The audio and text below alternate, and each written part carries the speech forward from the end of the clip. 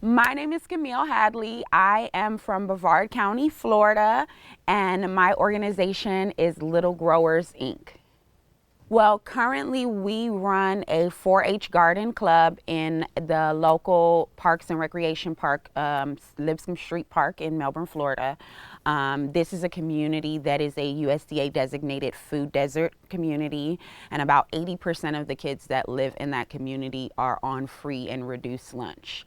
So I want to teach them skills that can sustain them as individuals, on how to grow food that can feed themselves and their family, but also how to be healthy in doing so and how to be kind to the environment as well. So for us, some of the challenges that our community faces as a whole is that we do have a childhood hunger issue within Brevard County. It's quite devastating. There's also a large child homeless population there as well. And specifically in my community, it is a food desert community. So one of the things that I'm really focused on is making sure that these kids can learn the skills of growing healthy food in whatever space they exist in. So if they live in an apartment, if they live in a housing project, whatever space they're in, I want them to have the tools to grow sustainable food in that space.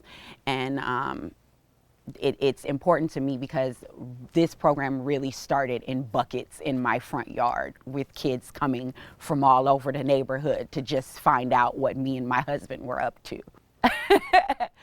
So last year we had a great 4-H session, and we had about 5 girls in the group with us. And of course, girls are really finicky about bugs and everything. So we get a lot of fire ants, and they're like yanking the carrots out the ground, and we're pulling up the lettuce, and I'm like biting right into the stuff. So they're like, "Oh, we can just bite it?" I'm like, "Yeah, you grew it, eat it." So they get excited about seeing me eat it straight out the ground, and then they want to try it. And sometimes they make these really awkward faces because they pull up the lettuce and it's just a little bitter, or so that's an experience that I really enjoy having with the kids, just pulling it straight out the earth and letting them dive right in. And if I spoke from my heart, I would say that this work is about teaching youth in my community, specifically in the Black community, who have gotten away from the old ways of growing and giving to nature and taking from the earth, because God provides everything that we need. And